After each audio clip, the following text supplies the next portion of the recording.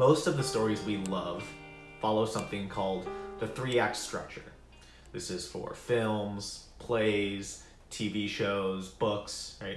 The three-act structure is not complicated. In its most basic definition, is really just a way to organize the beginning, middle, and ending of a story, right?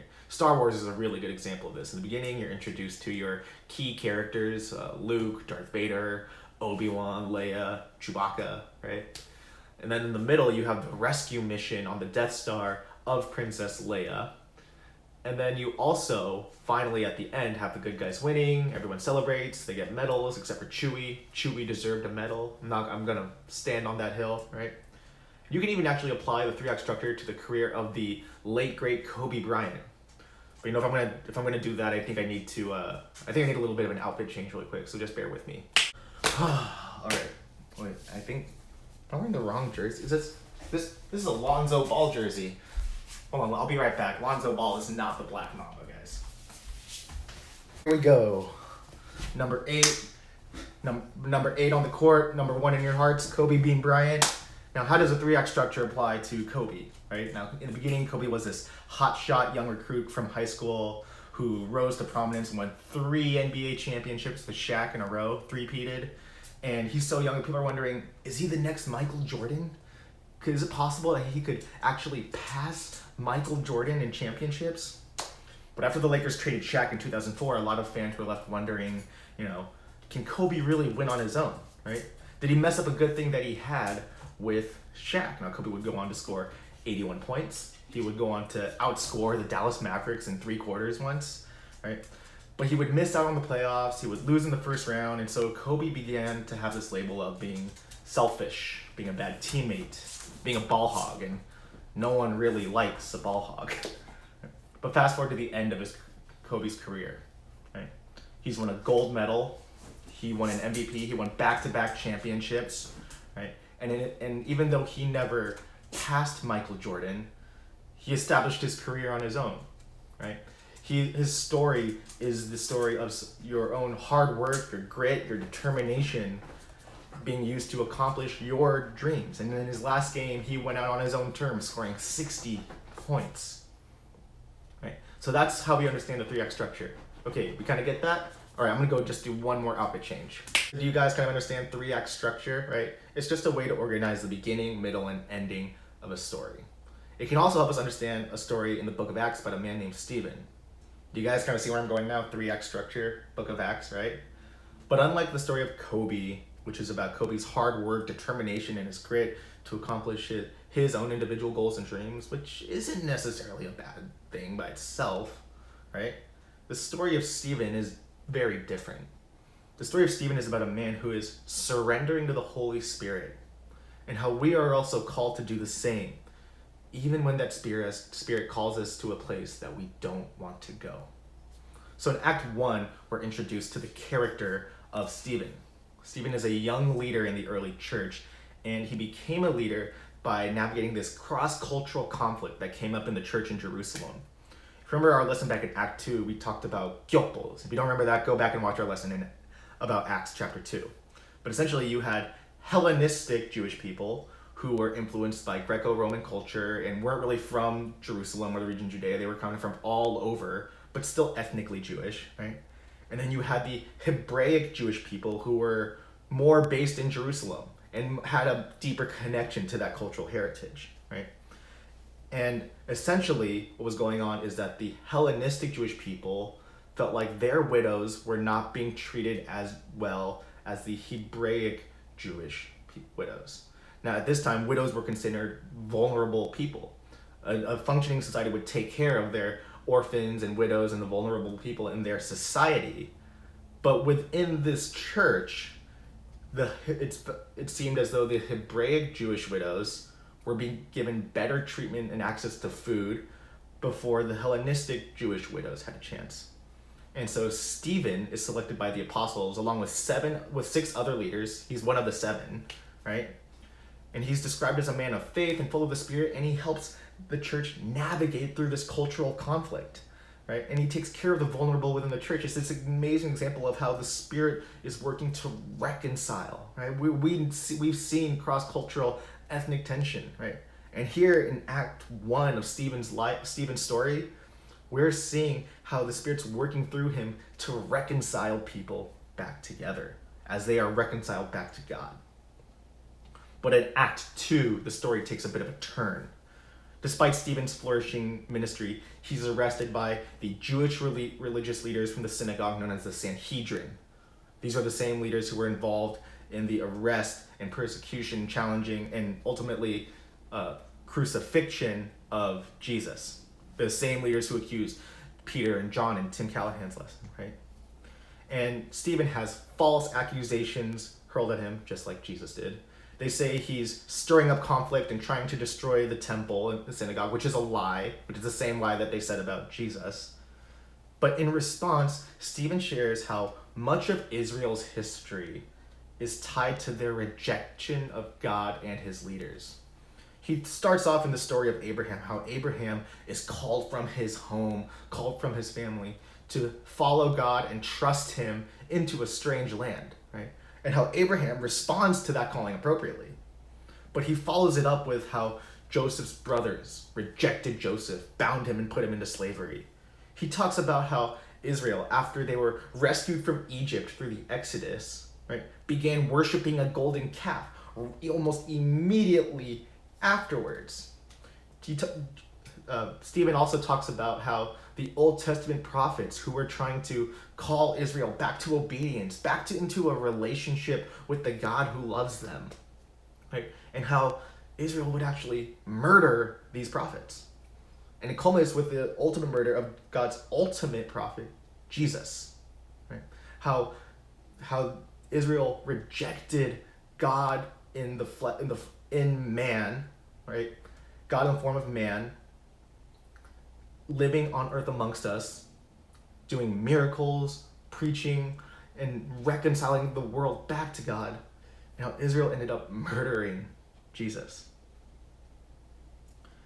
We see in Acts chapter 7, verses 54 through 59, that the Sanhedrin are furious with Stephen. Well, let's start reading in chapter 7, verse 54. Now when they heard these things, they were enraged, and they ground their teeth at him.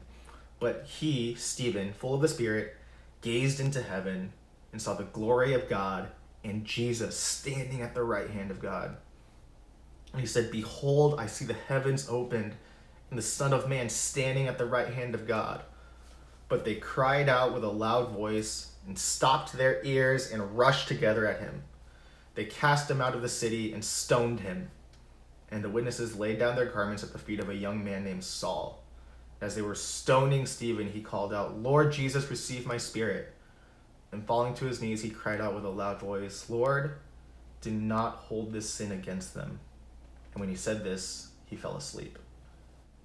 Now, the Sanhedrin and Stephen are both being called by God to difficult places. Not literal geographic locations or places, but places that can be difficult for our spirits, our hearts, our mind to go to. Maybe you've experienced this, right? Maybe it's not cheating on a virtual test, even though you know how easy it is to do so. No one's watching, no one's looking, but you know in your heart of hearts that it is wrong to cheat. Maybe it's sticking up to your friends, right?